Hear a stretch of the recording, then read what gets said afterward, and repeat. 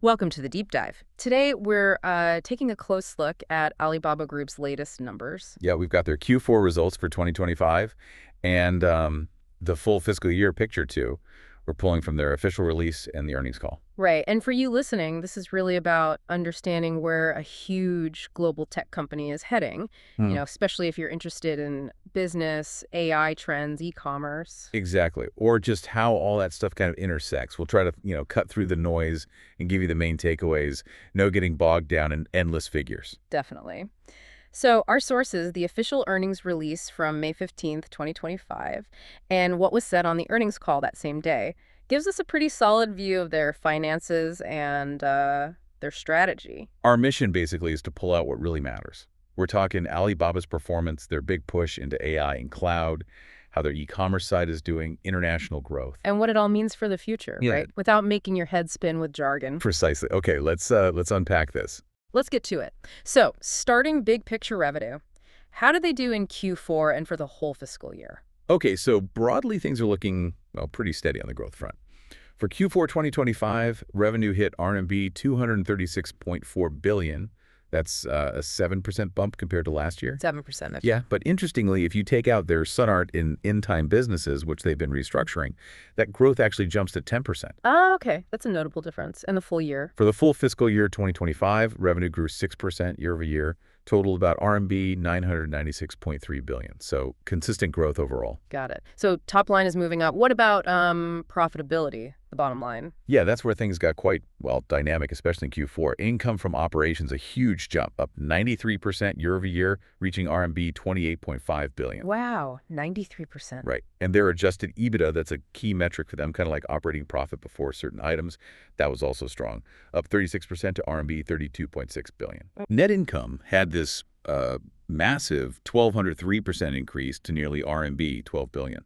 But, you always have to be a bit careful with net income. Investment valuations can swing that number around a lot.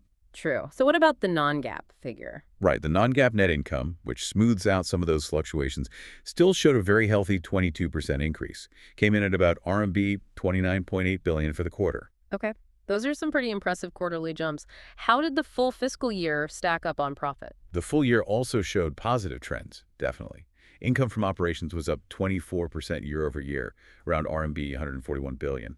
Adjusted EBITDA grew 5%, hitting RMB 173 billion. And net income for the year? Net income saw a big 77% rise to about RMB 126 billion. Interestingly, though, the non-GAAP net income for the full year was basically stable, flat compared to last year, at RMB 158 billion. Okay.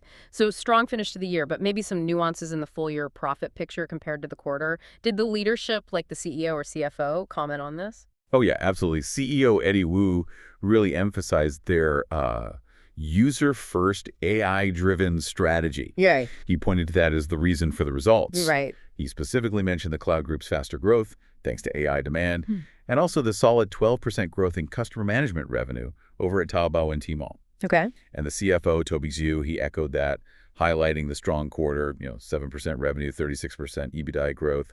And he also made a point about shareholder returns, the buybacks and dividends. Right, we'll get to those. Okay, so the overall vibe seems pretty positive. Let's dig into those strategic areas now. AI and the Cloud Intelligence Group, what's the story there? Yeah, this is definitely a key area to watch. So the cloud group's revenue in Q4 jumped 18% year over year. That's about RMB 30.1 billion. 18% is strong. It is. And what's really telling is, if you strip out the revenue from Alibaba's own businesses using the cloud, the growth from external customers, the public cloud, was still a very solid 17%. And they said public cloud actually grew even faster. Okay, so strong external demand. And the AI part of that, is that driving it? It seems to be a major factor. They said revenue from their AI-related products saw a triple-digit year-over-year growth again. That's the 7th quarter in a row they've hit that milestone. 7 quarters of triple-digit growth. Wow. Yeah. And it's not just, theoretical potential. They're seeing actual adoption across different sectors. Internet companies, retail, manufacturing, media, but also expanding into traditional industries. They even mentioned animal farming and manufacturing. Animal farming. Okay, that wasn't on my bingo card for AI applications. Mine either. Yeah. But it shows how broad this is getting. And they gave a concrete example. ICBC, the big industrial and commercial bank of China, chose Alibaba Cloud's PolarDB for its main transactional database system. That's a Yeah. huge endorsement. Yeah, that sounds like a major win. What about their own AI models? I know they've been busy developing those. Absolutely. Just in April, they launched their Quinn 3 series. It's their newest generation of AI models, supposed to be better at reasoning, but still fast. Up. And here's the big thing. They fully open-sourced the whole series, put it out there on Modelscope and Hugging Face for anyone to use. Fully open source. Yep. The whole Quinn family now has over 200 models, apparently it's seen over 300 million downloads, and spawned 100,000 other models based on it. They claim it's the biggest open source model family globally now. That's a really big move. Why go open source like that? What's the strategy?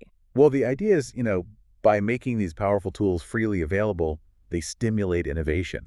Developers, startups, even big companies can build on top of it, creating new applications, maybe driving more cloud usage down the line. Makes sense. Fostering an ecosystem. Exactly.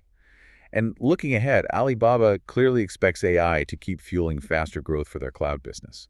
They mentioned strong customer demand, even with all the global AI supply chain talk, the chip shortages and stuff.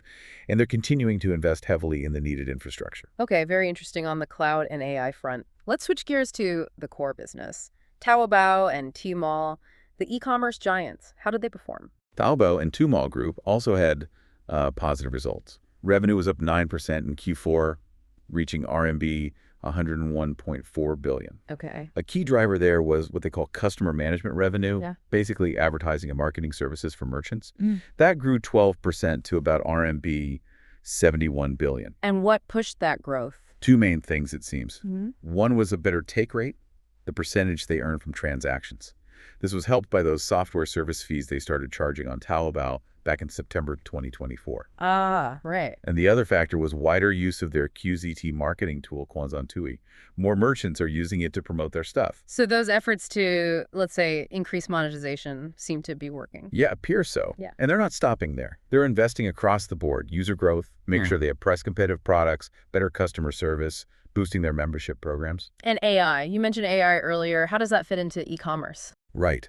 They're really leaning into AI there, too, using it to make search results better, improve product recommendations, make the ads people see more relevant, basically enhance the whole shopping experience. Makes sense. And they're also using AI behind the scenes, like to make their own operations more efficient and to give merchants better tools.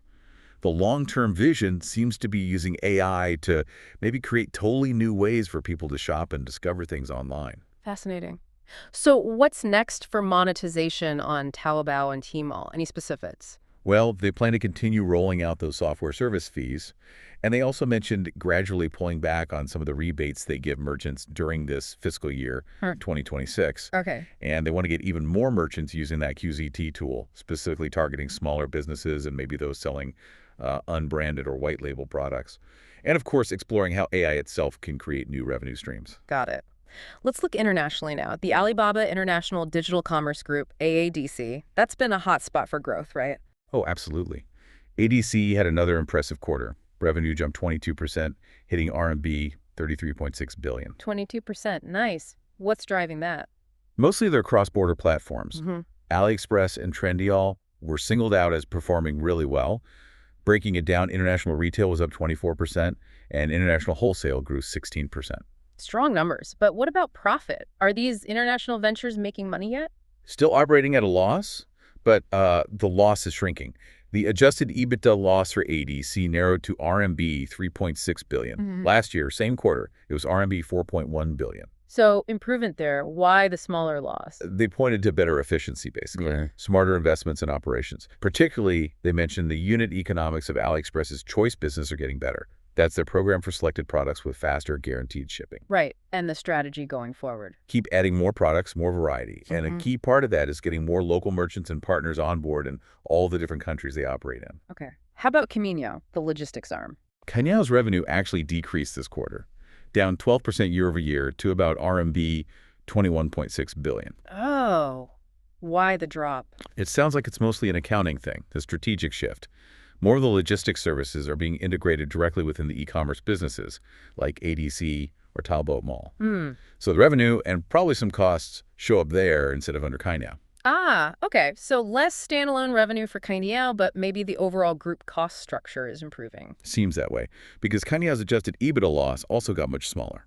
It narrowed to about RMB 600 million, down from RMB 1.3 billion last year.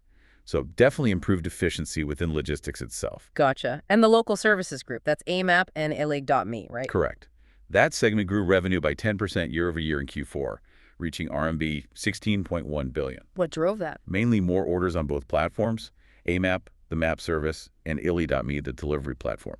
Plus, more revenue from marketing services on those apps. And profitability. Similar story to international. Yeah, still a loss, but narrowing. The adjusted EBITDA loss improved year-over-year, down to RMB 2.3 billion. Again, better unit economics seem to be the reason. I think I saw something about a big investment in Ela.me specifically. What's that about? Yes, that's right. They're putting RMB 10 billion into Ela.me. The goal is to really push their pre-commerce or instant retail business.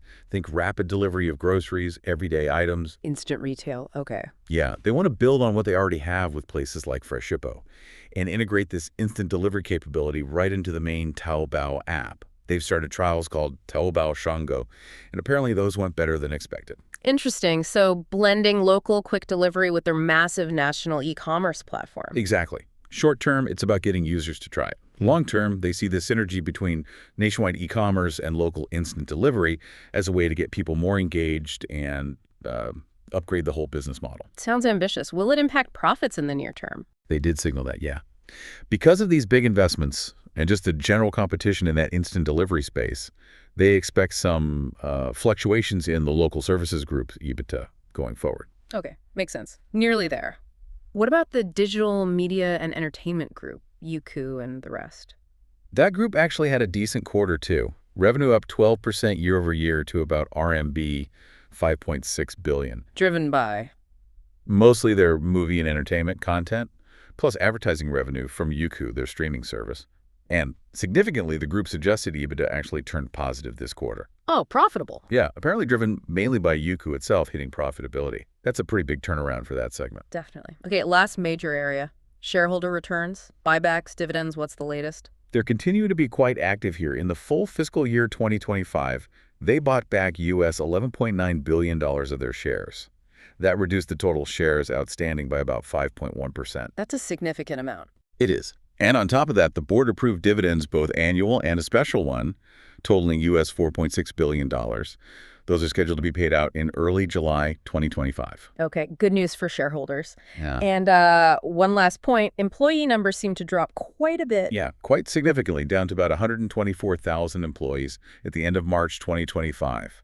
That compares to over 194,000 at the end of 2024. Wow. Why such a big drop? The main reason given was the sale and deconsolidation of the SunArt retail business. Yeah. Basically, SunArt's employees aren't counted in Alibaba's headcount anymore. Okay, that explains the large number. So bringing this all together then, what are the sort of key things for you listening to take away from all this?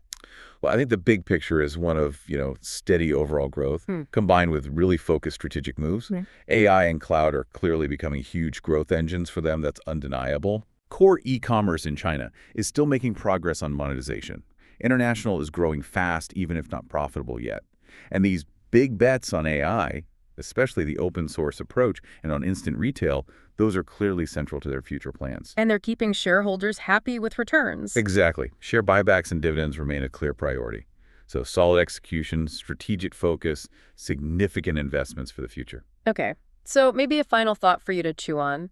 As AI keeps weaving itself into everything and the way we shop keeps changing so fast, how might Alibaba's big open source AI play and their heavy push into instant delivery really shake things up? Yeah, what kind of new competitive dynamics will emerge and what sort of unexpected, maybe aha moments could these strategies create for businesses, for us as consumers? Definitely food for thought. It's a space that's moving incredibly quickly. Absolutely. So we encourage you to think about the implications of this user-first AI-driven strategy and keep an eye on these trends, AI adoption, the online-offline commerce blend.